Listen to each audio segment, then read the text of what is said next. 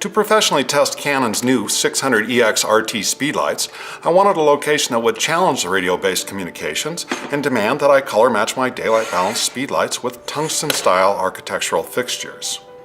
The newly refurbished Elks Theater offered the perfect venue, and a pair of beautiful ballerinas completed the scene. Just as a good theatrical lighting designer might do, I began by establishing a strong backlight. By working in the group mode, I was able to assign the C group to a pair of 600EX speedlights. Before rigging these speedlights, I zoomed both to the newly available 200mm setting to provide a spotlight effect.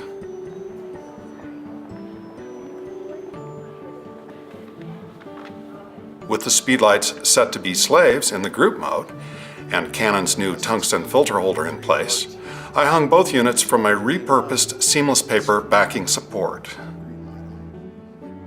Camera right, green light on camera. Two more stands were fitted with their own 600EX speedlights. One unit was set to the A group and the other to Group B. Both floor units were initially set to ETTL mode, and my C group backlights were set to manual mode with their power dramatically reduced. I seldom choose to shoot with a speedlight in the hot shoe, so I equipped my 5D Mark III with a new ST-E3-RT transmitter. This compact device allows me to wirelessly control up to 5 groups individually. ETTL is great when used with flashes that illuminate the camera side of the subject, but can be inconsistent when used as a backlight or kicker. I almost always set my backlights to manual mode for maximum consistency. Once Morgan was in her wardrobe, I invited her on stage for a quick test shot. Like many pros, I prefer to travel light, so I decided to use a practical and compact shoot-through umbrella. I prefer a backlight look, so I placed my A group 600EX a little bit behind the dancer. A quick test shot revealed that the deep background was rather dark and grim, so I snatched up my B unit and positioned it at the very back of the theater. With the reflector properly flooded, the distant walls came to life. To recap, I placed my B group at the back of the audience, assigned the C group to my backlight bridge, and placed my umbrella-equipped key light in the group A. We kept the house lights up so that the video cameras could adequately record the scene. The deeply placed background light fired with unerring consistency and added a much appreciated sense of depth to the scene. My first samples revealed that everything was working beautifully. The ETTL-based illumination from the umbrella looked gorgeous. By manually dialing down the C group to a very subtle level of illumination, I was able to get good separation between the girl and her background.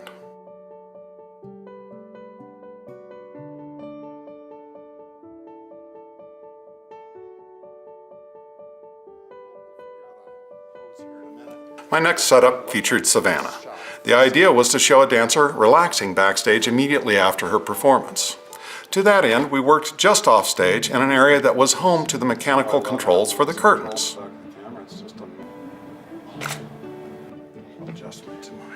Once again, my ETTL-controlled A group in a shoot-through umbrella provided my key light. Test and see if we want to change its place again. A second 600EX RT, this one in the C group and set to manual mode, had its reflector zoomed out to 24mm and was placed deeply in the background and aimed towards the ceiling.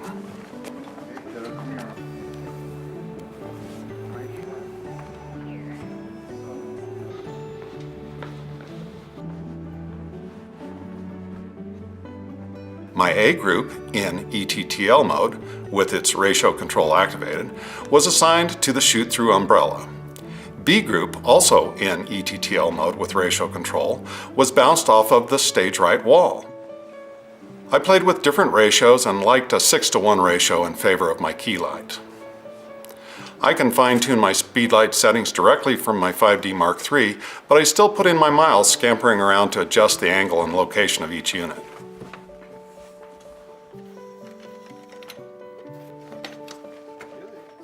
Before this setup was complete, I added one more 600EX, which I assigned to the D group. It's Since I had the help of young assistant Joe, this Speedlite was set to manual mode, zoomed to 200mm, and used as a handheld accent light from camera right. After a few test shots, I decided to reposition my key light for a better wrap.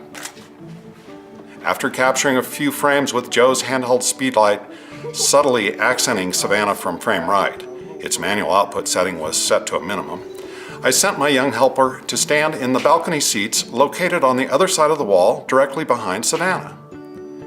Keeping Joe's handheld unit set to 200mm and instructing her to aim it at the balcony boxes on the opposite wall, I dramatically increased the power of her handheld D group up to 1/2 power so it could reach the far side of the stage. That little ST-E3-RT transmitter really works. It can even talk through walls. Approaching the end of my very first shoot with Canon's new radio-based Speedlite system, I was very impressed with the consistency of communication between the master and slave units. Instant review on the LCD combined with easy adjustment of each and every Speedlite in the setup allowed me to quickly create a series of images that were subtle and subtly different. If I wanted to manually make the distant lights brighter, I could do so instantly. If I wanted to add on exposure compensation to any of my ETTL controlled units, it could happen in a flash. If I wanted to manipulate the ratio between my key and fill lights, it was only a few button pushes away.